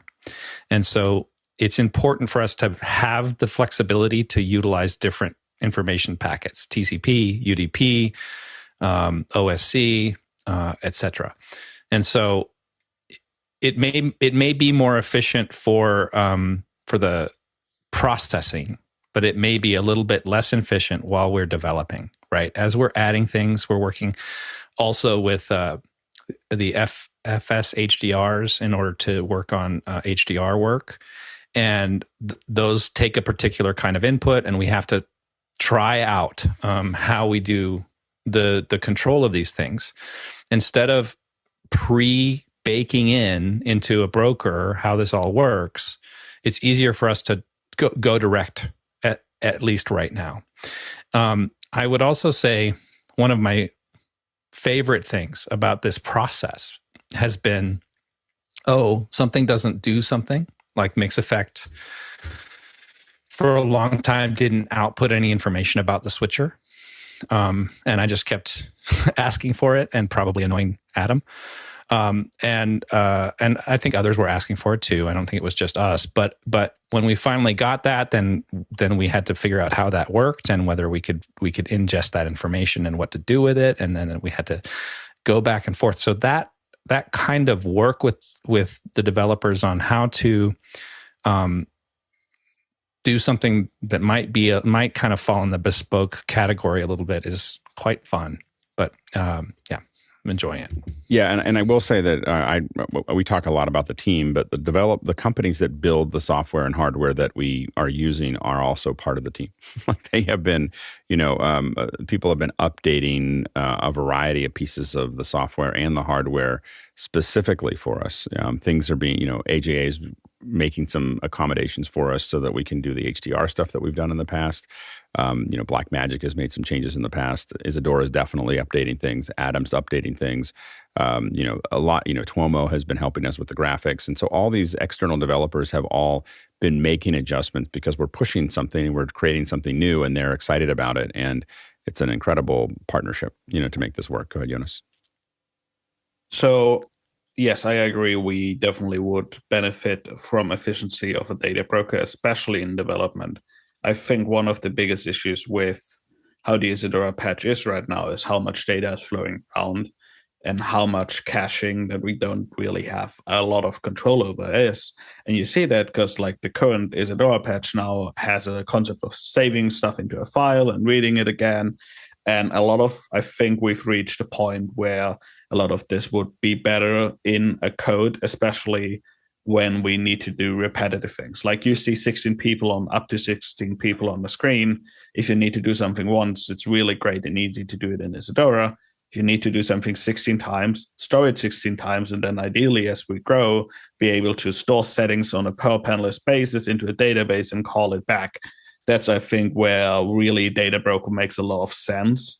But like Talok said, that is one of the biggest disagreements on the development team. And I think one of the reasons for that also is if you write it in something that is more scalable and that is actual code instead of no code, that means also now you need developers who know how to code. And that makes the amount of volunteers that we have smaller. So there's pros and cons for everything. Next question. Chris Clark in Tempe, Arizona says, say more about the office hours community and how it's central to the magic that has become the office hours we know and love today. Go ahead, Richard. Yeah, I suppose the most interesting example is just how often the 2.0 system evolved. So we go back to, and Alex can correct me if this is wrong, but Andy Carluccio, kind of, and Sumaiso, the creation of that. And Jonathan. Part of, and Jonathan, yes. in my office, sitting there with stacks of hardware and Isadora and just kind of piecing this all together over a couple of days. This is before their Zoom days. They came in and spent a couple weeks in our space and got the core of all of this was built by them. It was really amazing, and it's because we had a conversation of like, hey, I think we could do something bigger with what we're doing here, and it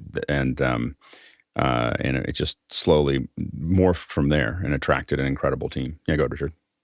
Yeah, so I mean, because they're members of the community, and they reached out and said we can do something big with this. And then that gets handed on to other members of the community. And a couple of Christmas ago, so Dennis and JJ and Aaron and Talalok and others kind of jumping in and going, okay, well, how do we take this to the next stage? And then other members of the community join, and then that develops it to another stage. So that's how a system like this kind of grows, is that people raise their hand and say, I want to get involved. How do I do that? And how can I help? How can I support and how can I help make something? And that's why it's magic. That's why it's been beautiful, because it's growing out of those people who've said, I want to help and I think I've got an idea. Go ahead, Bill. Your next question, sorry. Peter Belbin in Houston. If the entire office hours backend infrastructure were to be started again from scratch, what changes would people want to make? Go ahead, Jonas. I think I would want to write a spec for it first and then build a build more architecture for it and like build an architecture in code that allows you to grow, but at the same point allows something like Isadora to do what it's best, making decisions but not being used as a database and needing to keep as much data. And then I probably also would write more direct interfacing with hardware and build more redundancy in and more control points. So you have more pinpoints where you know what is happening on that specific thing. Bring a lot more of the monitoring capabilities of a typical broadcast pipeline in.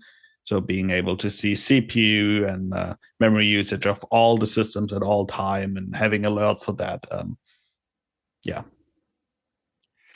When I do development, when I used to do development, I would write a program and then I'd write it and get it kind of working, throw it all away, and then I'd do it again. I'd write it again, and then I'd throw that all away, and then I'd write the program. And we're still in the version 1. Like we're just kind of like continuing to cobble those things together. So I think that it's amazing how far we've taken this. And I think that there'll be some point in a year or so that we'll probably back up and go, okay, now we have this working the way we like it. And like, what do we do? And how do we start with greenfield and build out? Next question. Eduardo Augustine in Panama says, how would beginners without the same budget and experience start an infrastructure like office hours? Go ahead, Tlaloc. I see 3 hands raised, and I imagine there'll be 3 different answers. But I want to point out that in After Hours, we're going to be doing a lab with Tony Mobley because Tony Mobley's infrastructure is going to be shifting, and we're going to utilize Zoom, ISO, and Mimo Live with 2 Mac Minis. And so there's going to be, this is a much simpler show. It's a much simpler format, and it's not exactly an analog to your question's point, but it might be an interesting thing to look at and see as one option of how to do this. Go ahead, Jonas. Yeah, I would say one thing that we do a lot of things because we want the highest of qualities. In theory, you don't need 5 Zoom isopods. You could get along with 1, get like 2, 3 full resolution outputs and switch them behind the scenes and like get 5 or 10 more outputs of the gallery view. I think you could achieve a lot of what we achieve with something like Companion.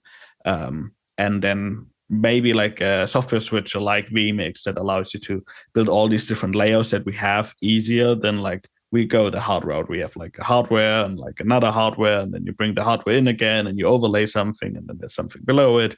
So like we like to choose the hard way often with this hardware stuff. So I think with like 1 vMix PC and then Zoom ISO rig and a bit of Companion trickery, you probably could recreate 90% of this, and then you probably don't need to scale it up to 16. Go ahead, Richard. Yeah, I agree with my learned colleagues. The interesting thing about the system that's been developed is, it's aiming for a quite specific and quite hardcore spec.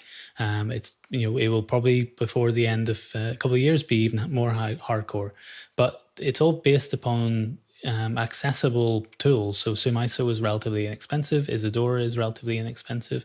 So getting started with just 1 machine that's powerful enough to run Zoom ISO and a switcher on the same machine, or a couple of machines where they're networked together, or a machine that's connected into an A10 Mini. All of that is very accessible. So for my work, we have 2 Mac Minis that output into an older Blackmagic switcher, and then we just that suffices the design of most of our shows. It allows us a lot of flexibility. We don't do some of the programmatic things in Isadora because we're just looking to bring people in, and we often design each show very bespoke. So we do different types of things with graphics. But a lot of time we also then use Universe to be able to bring in remote TDs and remote people controlling cameras. So there's lots of different things. Learn from the different elements that suit your workflow, and if it doesn't suit for you, or there's too much of a cost, then there's plenty of other options to get started at the beginning. And I've built kits like this both in a Mac Studio with Mimo Live and just having everything go out of Siphon right into that. So that's all the video feeds. And then I haven't used the hardware part yet, but the software of SoundDesk to manage a bunch of audio and then feed that back into Mimo Live. And so that's all kind of self-contained as far as how that goes. The one that we're using for the Michael Krasny show right now is I have an ATEM Extreme with SDI, and I have one Mac Mini with pumping the SDIs out into that. I like that just because it's got some hardware outputs, and it's just easier for me to put things in a couple different places relatively easily to go out to monitoring. And so both of those are much smaller than what we do here. And I like them because they're small and I can work on them myself. So I do that as well. Next question. Douglas Carmichael, are there any JavaScript actors in the patch? Go ahead, Tlaloc. So there are, and there have been from day one, because that's the way that Andy designed it to serialize the data that was coming in bitwise from Zoom OSC. But then as time went on, more and more of that has happened because you can combine certain functions and make things a little faster or a little bit more. There's a larger logic tree that can happen there. In some ways, that's problematic for when we're trying to just find where an issue is because it's not nodal anymore. You're coming in and out of essentially code. But nevertheless, I think there's still plenty of nodal stuff that's working there. And yeah, that's the answer that I've got. Jonas? I would say 98% of our business logic is in JavaScript actors. Nodal architecture is mostly piping data around. I think the one aspect where we still have where the control is fully nodal based is the active speaker, where we have like a delay, and like the active speaker is a really nice piece where we take advantage of the nodal design of Isadora. But for most of like Superstars Creator and everything else, there's like a heavy amount of JavaScript. Next question. David Hall wonders, what are the positives and or negatives of using a node-based interface like Isadora for control? Go, Jonas. I think the positive is the amount of people that can do it and how easy it is to get something going. Like, hey, I want this thing to do this thing. You just draw a line. I think where I certainly know I get frustrated every time as soon as you try to do something 16 times, like dragging 16 lines, I immediately am like, this should be a for loop. I want to do it in a for loop. Just give me code. I think that's where the scalability starts to break. And then I think nodal really is great when it is capped nodal, but like now with Isadora, you not only have JavaScript actors, we also have like user actors that is like a nodal thing that is hidden in a little box that is like another nodal thing within it. And I think sometimes the observability really suffers from that. Go, Tlaloc. I think that exactly what Jonas just said. The ability to see it versus the ability to do it more efficiently. And I think that's kind of the positive and the negative. And for me, on a personal level, it's just my right hand because I utilize Isadora so often in my work. Next question. Narcisse Aklu, and the question is, I watched your video, and he's got a link there. Can you please tell me the gear used to get the 16 boxes on screen, showing full screen with the lower third and so forth? Go ahead, Tlaloc. Yeah, so what we use is a MV16, and then we use that in different orientations in the 4x4, the 3x3, the 2x2, and then in ME3 we overlay that with a bevel to give us the graphics and the sort of rounded corners that we like for the show. Next question. Jack Ruppel in Breckenridge, Colorado. Since you might eventually be moving to HDR and at least 5.1 sound, do you think that bokeh in video is a passing fad or a permanent feature, and that audio in 5.1 enables sound without bokeh, just as in a Kurosawa film is how it's in focus? Go ahead, Jonas. I think thinking of bokeh and sound is a really interesting concept of like it fades away, and like there's something really magical about this. I'm not sure if 5.1 and HDR solves it though. Yeah, I think it's an interesting thought. I do think that from a perspective, I don't think bokeh is a fad. We've been using it for a long time. So film has been using it for a long time. I think it just allows us to focus our energy, and it actually makes the things like Zoom work better because there's less data for it to manage. All right. That was a great second hour. Really well done, guys, and really appreciate you taking the time to walk us through basically how that works. We'll come back to this every once in a while and talk about it. I wanted to have one where we just kind of talk a little bit about how it works.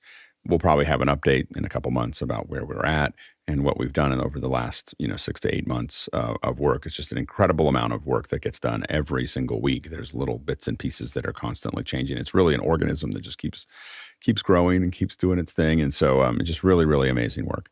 And so thank you to the incredible dev team that has made this possible. And thank you to the production team that actually uses it, and to the management team that actually makes sure that we have content to put into all of those things. It's a big team effort. Thanks to the panelists for all the great conversation, both in the first hour and the second hour. And thanks to the producers for all the questions, because this is a show that's done by us, for us, because all of us in this show right now produce the show. So we're depending on the questions, we're depending on the panelists, we're depending on our experts, we're depending on the dev team and the production teams and the management teams. And so we kind of produce this as a village. So thanks to everyone for the contribution. Reminder that tomorrow we'll have our first accessibility show. So we'll be talking about the etiquette of accessibility. And we're pretty excited about that. So if you're interested in that, we're going to be testing ASL and a lot of other bits and pieces. And so it should be really interesting for a Saturday morning. And I'll be there with the rest of the team as we kick that off. We traveled 90,000 miles today. That's 145,000 kilometers and 717 million bananas for scale. All right, let's go ahead and jump into After Hours.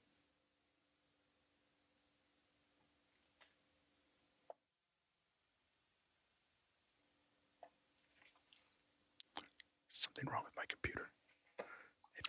It crashed right before the show. The computer didn't crash. The monitors turned on and off. I've been doing all this changing around of the monitors. Suddenly I came up and everything was black. I was like...